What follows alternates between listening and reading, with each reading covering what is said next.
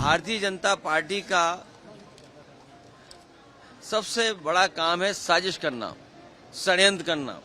अगर एसआईआर की बात थी तो ये 1 साल पहले भी लाई जा सकती थी, प्रदेश में समय भी मिल सकता था, लेकिन जानबूझ करके जब उन्हें पता है कि बिहार की जनता उनके खिलाफ है तो एसआईआर के बहाने ये बड़े पैमाने पर वोट काटना चाहते हैं। भारतीय जनता पार्टी के लोग हकमारी तो करते ही हैं, लेकिन अब मतमारी भी कर रहे हैं।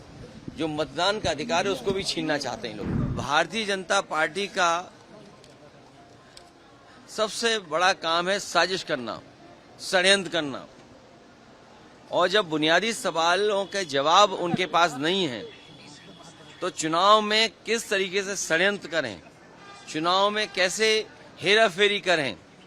अगर एसआईआर की बात थी तो ये 1 साल पहले भी लाई जा सकती थी, प्रदेश में समय भी मिल सकता था, लेकिन जानबूझ करके जब उन्हें पता है कि बिहार की जनता उनके खिलाफ है तो एसआईआर के बहाने ये बड़े पैमाने पर वोट काटना चाहते हैं। और जो आज एफिडेविट मांग रहे हैं कांग्रेस पार्टी के नेता राहुल गांधी जी से, समाजवादी पार्टी ने लगभग 2 साल पहले 18,000 वोट ऐसे जो डिलीट किए गए थे, जो 2019 में वोट जिन्होंने डाला था, 2022 के जब चुनाव में गए तो वो डिलीट रहे, उसकी हमने एफिडेविट के साथ जानकारी दी और शिकायत की। अभी भी एक भी अधिकारी के खिलाफ कार्रवाई नहीं हुई है। अगर एक भी जिलाधिकारी या वरिष्ठ अधिकारी के खिलाफ कार्रवाई हो जाएगी तो किसी भी नागरिक का वोट नहीं काटा जाएगा। ये हकमारी तो करते ही थे, ये भारतीय जनता पार्टी के लोग हकमारी तो करते ही हैं, लेकिन अब मतमारी भी कर रहे हैं। जो मतदान का अधिकार है उसको भी छीनना चाहते हैं लोग। ये फतेहपुर में जो कुछ हुआ है वो दुर्भाग्यपूर्ण है।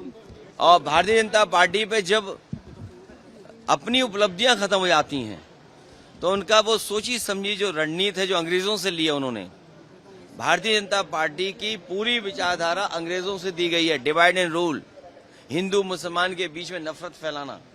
अगर हम हक की बात करें तो हिंदू मुसलमान को आगे कर देना। ये जिस तरह का काम हुआ है फतेहपुर में, सरकार को उन दोषी लोगों के खिलाफ कार्रवाई करनी चाहिए।